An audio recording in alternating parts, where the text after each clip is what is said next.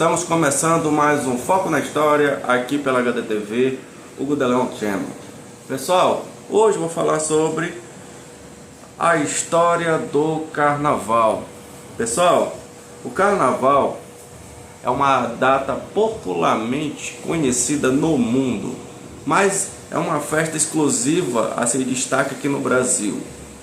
O Carnaval é uma festa que dura aproximadamente 5 dias, mas é comemorado na terça-feira. Essa festa ela é determinada pela Igreja Católica quando vai acontecer. Mas deixa eu explicar uma coisa para vocês. Durante muito tempo a Igreja Católica não considerava, durante os primeiros anos da Igreja Católica, não considerava essa data uma data dentro do calendário católico, do calendário cristão. Por quê? Bora lá. O Carnaval, segundo os historiadores, vai surgir mais ou menos no mundo antigo. Mais especificamente, vamos contar aí Grécia e Roma. A Grécia, no período de janeiro, mais ou menos aí período de janeiro a fevereiro, comemorava essa data em homenagem ao deus Dionísio, o deus do vinho e da festividade. E essa homenagem também era para comemorar e celebrar a transição do inverno para a primavera, o chamado solstício de inverno, esse festival, conhecido popularmente como o Festival da Saturnália. E aí, galera, essa festa, como ela começou a ganhar proporção?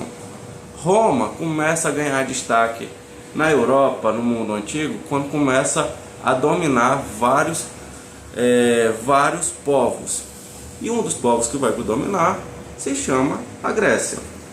E aí, quando entra em contato Roma com os gregos, os romanos acabam adquirindo muitos dos traços gregos, principalmente os deuses. Os deuses romanos, eles têm as mesmas funcionalidades, só muda o nome. E aí essa festa foi adquirida no calendário romano e começou a homenagear outro deus que era chamado Deus Baco. Essa festa, como eu já expliquei, vinha comemorar essa transição e aí Durante esse período, ali por volta do ano 0, mais ou menos, nasce Jesus Cristo. Jesus Cristo nasce, é perseguido aí pelo Império Romano, a família e tudo mais. Quando chega nos seus 33 anos, que o Jesus completa, ele vai passar uma jornada no deserto, 40 dias, 40 noites, e chega, faz a Santa Ceia, é crucificado na sexta-feira e ressuscita no domingo de Páscoa.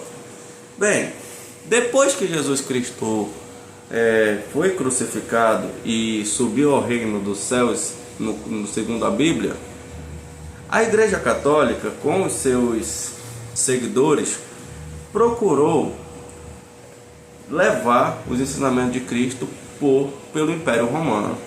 Só que por muito tempo o Império Romano ficou perseguindo quem não era politeísta.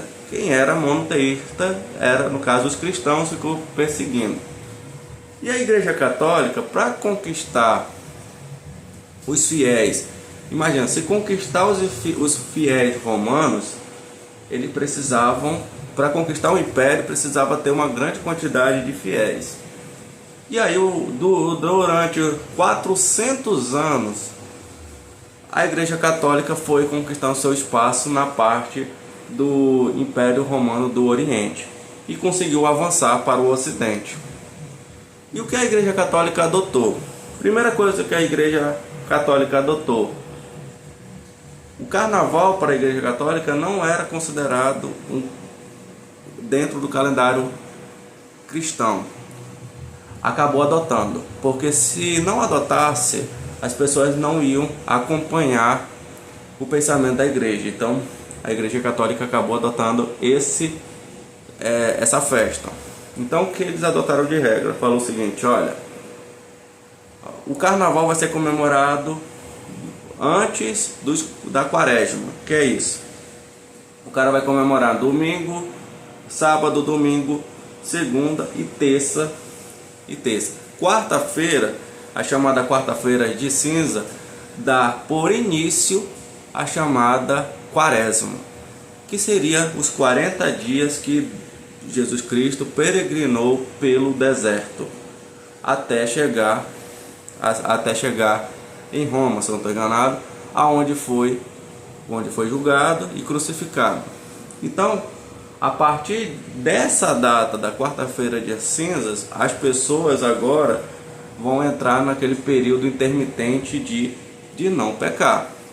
Então, antes da quaresma, ali no período do carnaval, você vai ter livre-arbítrio para fazer o que você quiser.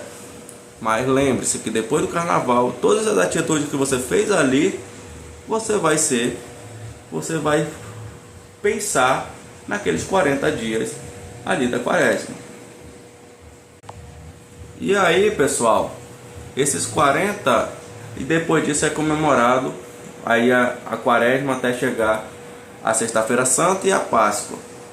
Aí tá, pessoal, a Igreja Católica teve que adotar para aderir a esses fiéis. Quando a Igreja Católica ascende e fica o seu auge na Europa, ali por volta de 400 anos depois de Cristo, que começa a dar início à Idade Média, a Igreja Católica adota esse projeto e continua e aí a Igreja ela vai colocando esses calendários. Deixa eu explicar uma coisa. No período antigo, o calendário era de 10 meses. Quando a Igreja Católica entra no poder, entra ali como religião, nota-se que os dias não estavam condizentes. Então foram colocados dois outros meses, que foi julho e agosto. Julho em homenagem a Júlio César e agosto ao Otávio Augusto. E aí o que vai acontecer? Esse calendário ele foi extremamente modificado. Lembra que era uma comemoração ali de janeiro, praticamente, da virada de dezembro para janeiro? Então eles viram que não estava batendo com o novo 2 meses. Então eles viram que não era mais janeiro, já era ali por volta de fevereiro a março. Então a igreja começou a adotar que o carnaval tinha que ser comemorado entre fevereiro ou março. Ali pelas as primeiras 2 semanas de fevereiro ou as 2 semanas de março deveria comemorar.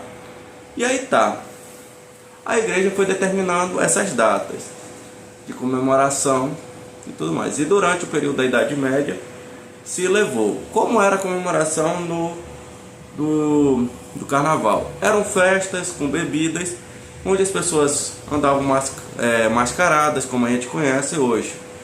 Essas máscaras, elas não eram aquelas máscaras ofensivas, como a gente vê hoje, onde as pessoas vão com o que querem. Mas são aquelas máscaras simples, onde você esconde o rosto, para você esconder ali aquela figura que está cometendo aquele pecado.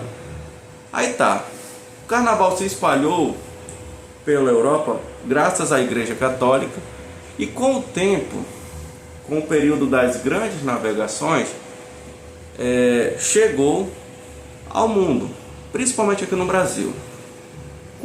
Quando chega as primeiras manifestações, a partir do primeiro pisado português aqui, com Pedro Álvares Cabral. Depois outras pessoas que vieram para o Brasil com o intuito de explorar as riquezas que tinham aqui, ou trazer outros conhecimentos para cá, para se adequar, também teve que trazer um pouco da sua cultura para nós. E aí, com o tempo, o carnaval aqui no Brasil ele foi ganhando outros olhares, ele foi ganhando outras perspectivas e foi adicionando toques e requisitos. Nos primeiros 100 anos, o carnaval era voltado somente para os portugueses. Era uma festa praticamente portuguesa. Com o tempo, com a mistura da cultura indígena com a cultura africana, o carnaval começou a ganhar um toque brasileiro mesmo. E a partir do Império, o carnaval começou a ganhar o seu destaque. O Qual é o primeiro destaque? O surgimento do samba lá no ano de 1840 do século XIX. O samba surge lá nesse período, aqui no período imperial do Segundo Reinado, e começa a ter o seu destaque, as primeiras batidas, as primeiras marchinhas de carnaval. O samba ele começou com meros batuques de tambor, de pandeiro, e com o tempo, a partir dos anos 80 do século XIX, começou a ganhar músicas. E essas músicas, elas tinham como objetivo ser músicas de protesto, de críticas à sociedade, à realidade. Lembram? O samba ele vai surgir aonde? Na periferia. E quando ele vai surgir, ele vem retratar o que está acontecendo na periferia. E aí as músicas elas irão ter isso. O samba, quando ela começa a surgir com um festejo, começa a surgir com as primeiras letras de músicas que a gente conhece. Um dos grandes compositores do samba, compositoras, foi Chiquinha Gonzaga, que compôs um maior samba chamado O Abre Alas, que é cantado muito nas marchinhas dos dias atuais. E aí começou a popularizar o samba e começou a popularizar também o carnaval. E todo carnaval tinha essa festa.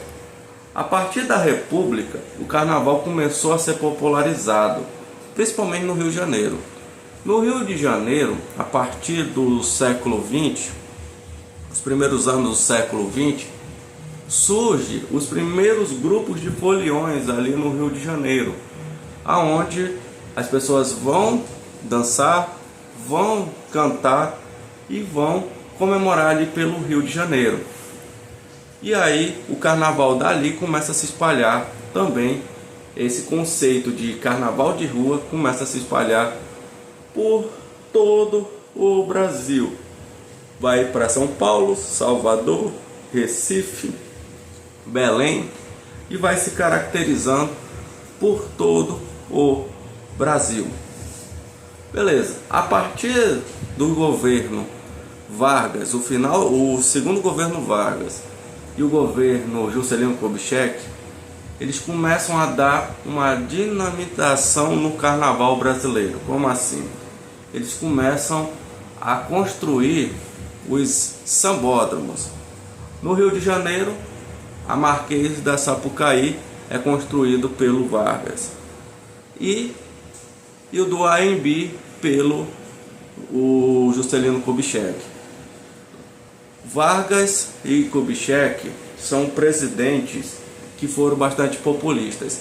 E como é que eu conquisto a população? Vendo o que a população mais gosta.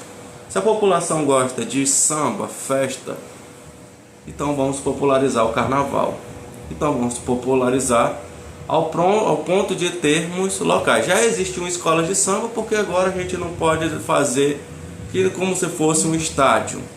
Então eles constroem esses dois grandes complexos e deixam o carnaval muito focalizado na região de São Paulo e Rio de Janeiro. O carnaval no Rio de Janeiro ele é um dos mais conhecidos do mundo pelos carros alegóricos, pelos grupos de samba que vão surgindo e se tornando praticamente times. O carnaval pelo Brasil ele vai começando também a se popularizar. No Brasil, atualmente nós temos em destaque 4 carnavais, que é o de São Paulo, Rio de Janeiro, Salvador e Recife. No restante do Brasil nós temos Belém, nós temos Manaus, nós temos a cidade de Parintins também que faz aí os seus carnavais, mas no Brasil os mais populares são esses. O carnaval no Brasil ele se tornou uma das festas mais procuradas pelo turista, porque pela diversidade. Na Europa é comemorado o carnaval, só que ele é comemorado como se fosse um mero baile de máscaras, onde as pessoas colocam as músicas que estão rolando no momento. Já que no Brasil o carnaval ele já é uma mistura de todas as culturas que eu já mencionei e dos sucessos que estão acontecendo. E aí mistura aquele samba, aquele axé, e o Brasil se torna essa cultura popular que nós conhecemos. Eu sei que o carnaval hoje é um dos maiores feriados que, por mais que eu não goste, mas ele é um dos feriados que alimentam a economia do nosso país. Pessoas do mundo inteiro vêm para cá. Segundo o Ministério do Turismo, o ano passado o carnaval no Brasil apurou mais de 5 bilhões de reais com vindas de turismo e estava espalhado por várias regiões do Brasil.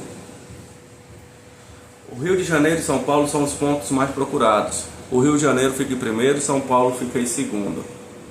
Em São Paulo, para não atrapalhar, olha só como foi feito. O Carnaval de São Paulo e o do Rio de Janeiro, questão desses desfiles das escolas de samba, acabaram adotando o seguinte: na sexta-feira começa o desfile da escola de samba de São Paulo, e são 2 dias de festa em São Paulo, como no Rio de Janeiro são. E aí as escolas desfilam, são aproximados, acho que são 16 escolas, 8 num dia, 8 no outro, e vai até às 7 horas da manhã o desfile.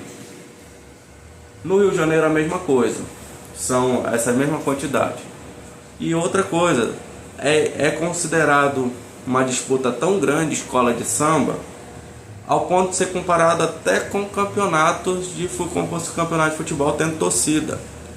Por exemplo, no Rio de Janeiro existe torcida de carnaval.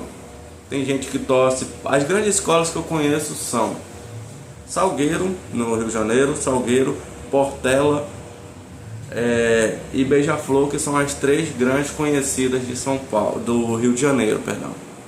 E são as maiores torcidas de carnaval que existe. Por quê? Porque essas escolas são? Porque praticamente são bairros do Rio de Janeiro, são favelas, são locais e onde o carnaval é a forma de expressar. Nos últimos anos, o carnaval no Brasil ele está se tornando uma forma expressiva. Rio e São Paulo. Em Salvador, não chega a ser com carro alegórico, mas sim com trio elétrico. Em Salvador não é o samba que toca, mas sim o axé. Esse axé foi popularizado lá atrás com cantores como Bel Marques, Ivete, Cláudia Leite, Daniela Mercury, grupos como Tchacabum e Al-Chan, que popularizaram o carnaval com esses trios elétricos, que fica tocando na cidade de Salvador e carrega multidões. É um negócio também muito impressionante. Em Recife, ele é o 4º mais popular, porque o carnaval de Recife ele é voltado para o frevo. O frevo é uma cultura também popular em Recife e Olinda.